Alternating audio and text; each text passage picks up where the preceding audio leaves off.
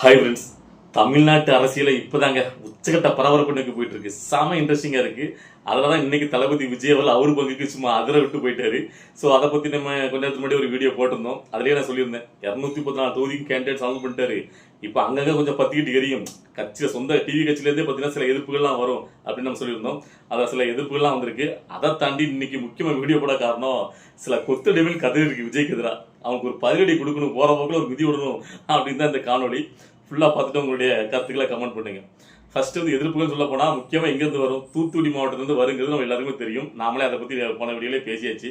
அதாவது அஜிதாக்னருடைய ஆதரவாளர் கண்டிப்பாக எதிர்ப்பு தெரிவிப்பாங்கன்னு. அது நியாயம் கூட. அவங்களுக்கு ஒரு கஷ்டம் இருக்க தான் செய்யும். ஏன்னா இவ்வளோ நாளாக தூத்துக்குடி மாவட்டத்தில் கொஞ்சம் அதிகமாக ஒர்க் பண்ணுது அஜிதாக்னர். ஸோ அதனால் நம்ம அதை அளவுக்கு அதிகமாக விமர்சிக்க வேண்டாம்னு நினைக்கிறேன். அவங்களுடைய ஆதங்கம் நியாயமானது.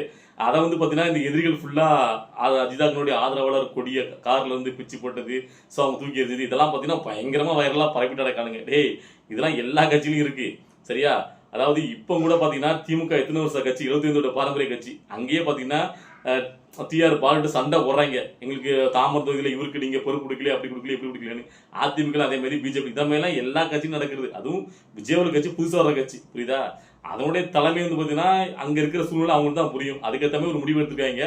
ஸோ அதை நம்ம அளவுக்கு அதிகமாக விமர்சிக்க வேணா, யாருமே விமர்சிட்டேன், உங்களுக்கு தெரியும்ல. அதனால நம்ம யாருக்கு பரிட்டு கொடுக்க போகிறோமோ அதை பற்றி பேசலாம். அதாவது யாருன்னு கேட்டிங்கன்னா இந்த கருணாஸ் அப்படிங்கிற ஒரு திமுக கொத்தடிமை இருக்கார்ல, அவருக்கு எதிராக தான். ஏன்னா இவர் பேசினா மட்டும் நம்மளுக்கு பயங்கரமாக எரிச்சல் வருது. ஏன்னா அந்த அளவுக்கு தேவையில்லாமல் சில கேனத்தனமாக பேசுது. இப்போ கூட பார்த்தீங்கன்னா ரீசெண்டாக ப்ரெஸ் ரிப்போர்ட்டெல்லாம் இப்போ விஜய் அவர்கள் பேசினதுக்கப்புறம் திமுக கூட்டணியை விஜய் அவர்கள் இவ்வளோக்குள்ள கடுமையாக விமர்சிக்கிறார், அதை பற்றி நீங்கள் என்ன நினைக்கிறீங்க அப்படின்ட்டு அவர்கிட்ட கேட்குறாங்க. அதுக்கு அவர் என்ன சொல்லணும்? ஒரு கொத்தடிமை தான், திமுகவுக்கு மட்டும் கொடுக்குறவர். திமுக கூட்டணியை பற்றி பேசுகிற அளவுக்குலாம் விஜய் என்ன பெரிய ஆளா, அவர் என்ன சாதிச்சாரு அப்படி இப்படின்னு பேசிட்டு கடந்து போனால் ஓகே, நம்ம விட்டுறலாம். ஆனால் அந்த என்ன சொல்கிறான்னு கேட்டிங்கன்னா, ஏன்னா அவர் வந்து விஜய் வந்து 2 தொகுதியில் நிற்காரு. அதாவது ஒரு தொழில் நிற்க தோற்றணும் அப்படிங்கிற பயம் தானே. அது மட்டும் இல்லை, இன்னைக்கு மட்டும் என்ன புதுசாக ஜோசப் விஜய் அப்படின்னு அறிவிக்காரு. மதம் சார்ந்து அவர் வந்து ஏன் அப்படி பேசுறாரு? அதாவது இவ்வளோ நாளாக அவர் பேர் விஜய் விஜய் தான் நமக்குலாம் தெரியும். இப்போ கூட பார்த்தீங்கன்னா அவருடைய அப்பா வந்து பார்த்தீங்கன்னா தன்னுடைய தாய் மதத்துக்கு திரும்பிட்டேன் அப்படின்னு அவர் பேசுறாரு. அப்படி இருந்தால் இவர் என்ன திரும்ப ஜோசப் விஜய் அப்படின்னு அறிவிக்காரு? ஸோ இதுலேயே உங்களுக்கு தெரிஞ்சிருக்கும் இவர் எப்படி வந்து பார்த்தீங்கன்னா தேவைக்கேற்ற மாதிரி பேசுறாரு அப்படிங்கிற மாதிரி ஒரு வார்த்தையை விடுறாரு. இதில் தான் எனக்கு வந்து பார்த்தீங்கன்னா கோவம் வந்துச்சு. ஃபர்ஸ்ட் ஆஃப் ஆல் இந்த 2 தொகுதி பிரச்சனை இருக்குல்ல, இது வந்து நிறைய பேர் விமர்சனம் பண்ணிருக்காங்க. ஏன் அவர் தோற்றுருவான்னு பயத்தில் தான் 2 தொகுதியில் நிற்காரு. யார்? இந்த அமைச்சர் ரகுபதிங்கிற ஒரு திமுக சேர்ந்தவர், அவரும் அப்படிதான் சொல்லியிருக்காரு. ஏப்பா, இந்த 2 தொகுதியில் இதுக்கு முன்னாடி யாருமே நின்னது கிடையாதா? நான் கேட்குறேன். ஜெயலலிதாவிலே 2 தொகுதியில் இருக்காரு. ஏன் மற்றபடி திமுக வந்து யாரும் நிற்கலையா? அதாவது 2 தொகுதியில் நிற்கான்னு கேட்டிங்கன்னா, நீங்கள் எதிராளிகள் இருக்கீங்களே, நீங்கள் என்ன வேணா தில்லாலங்கடிலாம் பண்ணுவீங்க. அதாவது கேட்டிங்கன்னா அவர் நிற்கிறான்னு தெரிஞ்சுட்டு அந்த இடத்துல என்னெல்லாம் தில்லாலங்கடி தில்லு முள்ளு பணத்தை கொண்டு அடிக்கிறது என்னமோ ஏகப்பட்ட தில்லாலங்கடி வேலை பார்ப்பீங்க. அதனால பார்த்தீங்கன்னா அவர் 2 தொகுதியில் நிற்கலான்னு அரசாங்கத்திலே சட்டம் இருக்கும்போது அவர் நிற்கிறாரு. இல்லை என்ன இருக்குன்னு கேட்குறேன். 2 தொகுதியில் நிற்கும் போதே ஒரு 2லுமே ஜெயிச்சாருன்னா 1 ரிசன் மட்டும் அவர் போக போறாரு. அது ஒரு பெரிய இது மாதிரி பயந்துட்டாரு. ஆமாப்பா, அவருக்கு வந்து முதலாக அவர் முதலமைச்சராக நிற்காரு கேண்டிடேட்ல. ஸோ அவர் வந்து ஜெயிக்கணும்னு ஆசைப்பட்டு நம்ம வந்து எம்எல்ஏ ஆகி சட்டமன்றத்தில் போக நினைக்கிறாரு. அதில் என்ன தப்புன்னு கேட்குறேன். நல்லா ஒன்று புரிஞ்சுக்கணும். அதுக்கப்புறம் இன்னொரு விஷயம் என்ன கேட்டிங்கன்னா, ஜோசப் விஜய். அதாவது உண்மையிலே நான் சொல்கிறேன், நான் வந்து பார்த்தீங்கன்னா ஒரு இந்து மதத்தை சேர்ந்தவன். நான் வந்து பார்த்தீங்கன்னா பொங்கலுக்கு விஜய் அவர்கள் பார்த்தீங்கன்னா கொண்டாடலே கட்சி சார்பாக அப்படிங்கிற வார்த்தை எனக்கு இருக்குது. நான் தொடர்ந்து அதை பதிவு பண்ணிட்டு வரேன். சில விஷயங்கள் தவறாச்சுன்னா அதை வந்து நான் சுட்டி காட்டியிருக்கேன். ஸோ நானே சொல்கிறேன், எனக்கு விஜய் அவர்கள் அந்த மேடையில் வந்துட்டு பெரம்பூர் ஜோசப் விஜய் அப்படி சொல்லும் போது எனக்கு எந்த இடத்துலையுமே தவறா தெரியல. உண்மையிலே சந்தோஷமா இருந்துச்சு. நான் ரசிச்சு பார்த்துட்டு இருந்தேன். ஆமா, அவருடைய உண்மையான பேரு ஜோசப் விஜய் தானே. அவர் கெஜெட்ல அவருடைய பேர், ஆதார் கார்டு எல்லாத்துலயும் ஜோசப் விஜய் தானே இருக்கும். நாளைக்கு அவருக்கு எதுவுமே பார்த்தீங்கன்னா சர்டிஃபிகேட் கூட அதில் தான் வரும்னு கேட்குறேன். ஜோசப் விஜய் அப்படிதான் நேம் லிஸ்ட்ல வரும். ஸோ அதை வந்து தெளிவாக தான் அறிவிச்சாரு. அவருக்கு மட்டும் அறிவிக்கலையே, அவங்க 234 கேண்டிடேட்ஸுக்கும் இன்சிலோட ஜோசப் விஜய் அப்படின்னு சொன்னாரோ அதே மாதிரி ஒவ்வொருத்தருக்கும் இன்சிலோட தான் அனௌன்ஸ் பண்ணாரு. நீங்க பார்த்துருப்பீங்க. இதுல என்னையா ஒருத்தர தப்பா கண்டுபிடிக்க முடியும்? அதாவது உனக்கும் விஜய் தான் தெரியும், எனக்கும் விஜய் தான் தெரியும். அது சினிமா துறையில ஃபுல் நேமையுமே எல்லாரும் போட்டுட்டு இருப்பாங்க. எல்லாருடைய இயற்பேர் வேற, அவங்க சொல்ற பேர் வேற தான். அது ரஜினிகாந்த்ல இருந்து எல்லாருக்கும் அப்படித்தானே இருக்கு.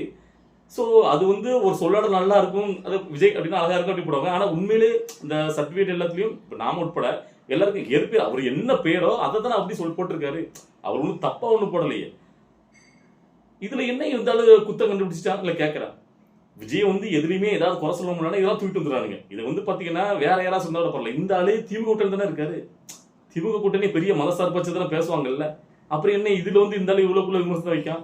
ஆனா தன்னுடைய தேவைக்காக தேவையான இடத்துல மட்டும் மாற்றி சொல்ற புத்தி அவர் கிடையாது. அதாவது கருணாஸ் மாதிரி அந்த கேனத்தனமான புத்திலாம் அவர் கிடையாது. ஏன்னு கேட்டீங்கன்னா இந்த ஆளு இப்ப திமுக கூட்டணியில முரட்டு முட்டு குடிக்கும்போது இப்பதான் சொல்றாரு. கொஞ்ச நாள்ல நான் அவருடைய பேட்டிக்கு பார்த்தேன். என்னுடைய இயற்பெயர் கருணாநிதி, ஆரம்பத்திலே இயற்பிலே நான் ஒரு திமுக காரன். ஆனா நான் அதுக்கப்புறம் நான் நினைச்சிட்டேன் உண்மையான பேர் கருணாஸ் தான் நினைச்சிட்டு இருந்தேன். ஆனா அவர் பேர் கருணாநிதியா, இவருதான் கருணாஸ் மாத்திட்டாராம்.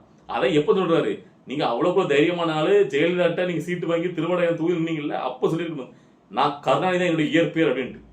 இங்க வந்து சேர்ந்து முட்டு கொடுத்ததுக்கு அப்புறம் இந்த முத்த சீட்டுக்கு, அதுவும் இவருக்கு சின்னலா ஒரு மண்ணாங்கட்டி கிடையாது, முக்குளத்தூர் புலிப்படைன்னு ஒரு பேரை வச்சுக்கிட்டு திமுக விட்டே அதே சின்னத்துல ஒரு என்ன ஒரு கேவலமான கொத்தடிமையா இருந்துகிட்டு இவருக்குள்ள அது வாய் தேவைன்னு கேட்கிறேன். நான் ஒரு முக்குளத்த சமுதாயத்தை சேர்ந்தவன் தான். ஆனா இந்த கருணாசவுடைய இழிவான அரசியலை நமக்கு சுத்தமா பிடிக்காது. முக்குளத்தூர் புலிப்படைன்னு ஒரு பேரை வச்சுக்கிட்டு நீங்க முக்குளத்தூருக்காக என்ன பண்ணீங்கன்னு கேட்கிறேன் கருணாஸ்ட. அது என்ன வந்து பாத்தீங்கன்னா விஜய் வந்து பாத்தீங்கன்னா மதம் சார்ந்து ஒரு மட்டம் கொடுத்துருக்குது.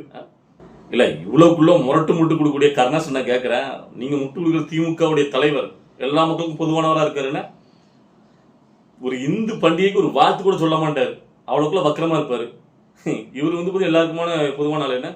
அதை விட கொடுமைன்னு கேட்டீங்கன்னா உதயநிதி ஸ்டாலின் அவர்கள் துணை முதலமைச்சர் அவர் ஒரு மேல சொல்றாரு, நான் கிறிஸ்துவனா இருக்கிறதுல பெருமைப்படுறேன் அப்படின்ட்டு. இதுதான் எல்லாருக்குமான பொதுவாக ஒரு தலைவராக இருக்கக்கூடியவங்க அப்படின்னு ஒரு சார்ந்து சொல்லவே கூடாது. அது என்ன, அதாவது முழுக்க முழுக்க பாத்தீங்கன்னா இவங்களே பாத்தீங்கன்னா குறிப்பிட்ட ஒரு சமுதாய அரசியல், அதுதான் சிறுபான்மை மக்களுக்கான முன்னுரிமை அப்படின்னு தான் போயிட்டு இருக்காங்க இவருடைய அரசியல. இவரு வந்து பாத்தீங்கன்னா விஜய்க்கு பாடம் எடுக்க வந்திருக்காரு. விஜய் வந்து பாத்தீங்கன்னா இஸ்லாமியர் ஓட்டுகளுக்கு சிறுபான்மையர் ஓட்டுகள்லாம் விஜய்க்குலாம் போவாத. இது வரைக்கும் அவர் என்ன ஒரு கிறிஸ்துவர் இப்ப சொல்லிக்கிறார் ஜோசப் விஜய்னு, எந்த கிறிஸ்துமஸ்க்கு இது வரைக்கும் வாழ்த்து சொல்லியிருக்காரு இவர் நடிகரா இருக்கும்போது அப்படின்ட்டு. நடிகரா இருக்கும்போது அவரையும் வாழ்த்து சொல்லணும் எனக்கு புரியல. அவர் நடிகரா இருக்கும்போது அவர் தொழில் பண்றாரு, அவர் ஒரு தனிப்பட்டவரா இருக்கும்போது அவர் வந்து பாத்தீங்கன்னா பொது வாழ்க்கையில் ஈடுபடாம இருக்கும்போது அவரையும் வந்து பாத்தீங்கன்னா எல்லாருக்கும் அவர் வாழ்த்து சொல்லணும் அப்படின்னு புரியல எனக்கு. இப்போ அவர் ஒரு அரசியல் தலைவர் ஆயிட்டார். இப்போ வந்து பாத்தீங்கன்னா அவர் எல்லாருக்கும் பொதுவானவர்.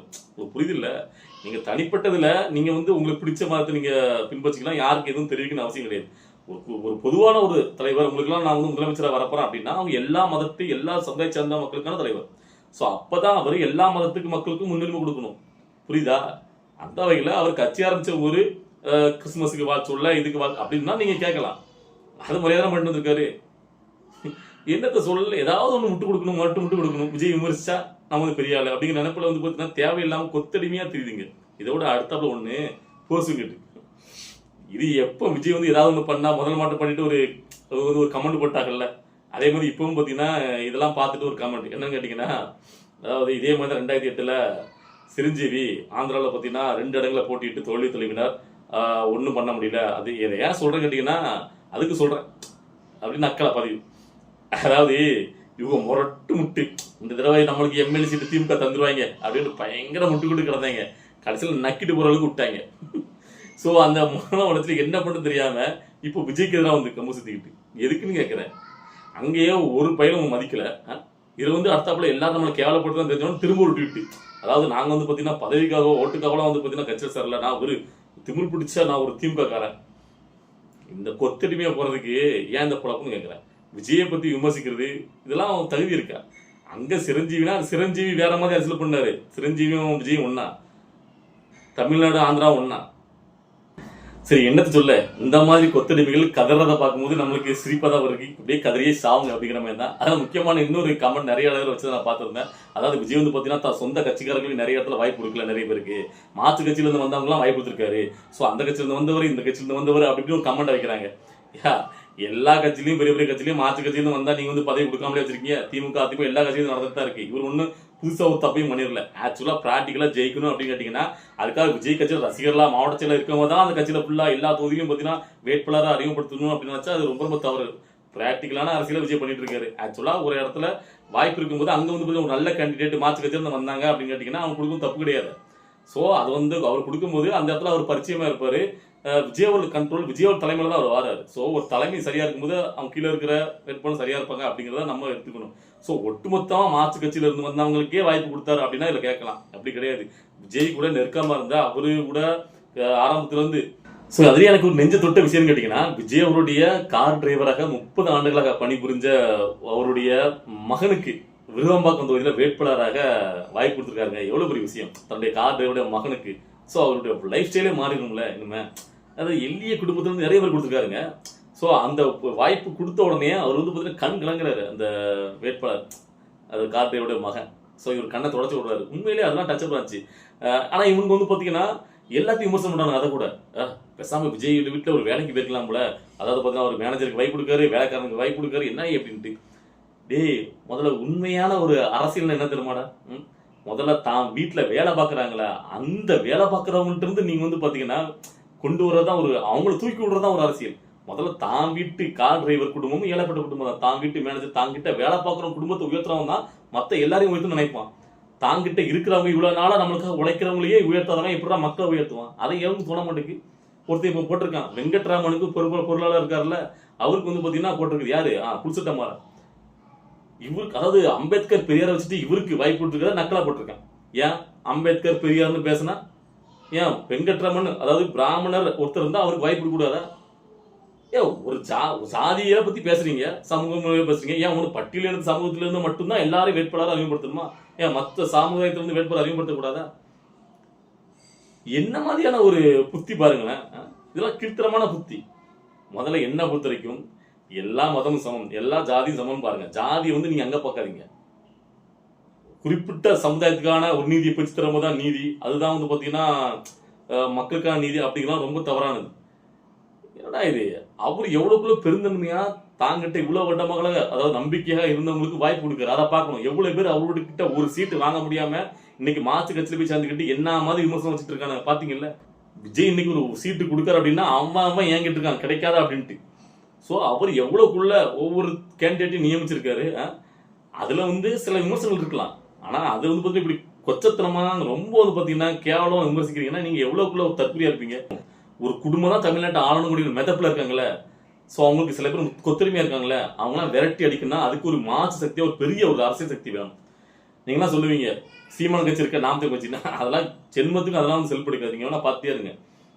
அவங்க பேசுற பேச்செல்லாம் அப்படிதான் இருக்கு. விஜய் அவர்கள் தான் அதுக்கு உண்டான ஒரு பெரிய ஒரு மக்கள் சக்தியோட வராது. அப்படிங்கும்போது அவ்வளவுக்குள்ள மக்கள் நம்பி திமுக எடுத்து வரும்போது நம்மளுக்கு சப்போர்ட் பண்ணணும்னு நினைக்கிறோம். அதனால தான் நாம உண்மையா மனசுல தான் பேசுறோம். உங்களுக்கு தெரியும்னு நினைக்கிறேன். நான் அதுக்காக பார்த்தீங்கன்னா விஜய் பண்ற எல்லாத்துக்கும் சப்போர்ட் பண்றோம் கிடையாது. ஸோ என்னுடைய வீடியோ பார்த்துருக்கேன், என்னுடைய நண்பர்களுக்கு என்ன பற்றி தெரியும். ஸோ இந்த காணொலியை பார்க்கும்போது உங்களுக்கு என்ன தோணுச்சு அப்படிங்கிறத உங்களுடைய கருத்துல கமெண்ட்ல பதிவு பண்ணுங்க. அடுத்த வீடியோவில் பார்க்கலாம். பாய்.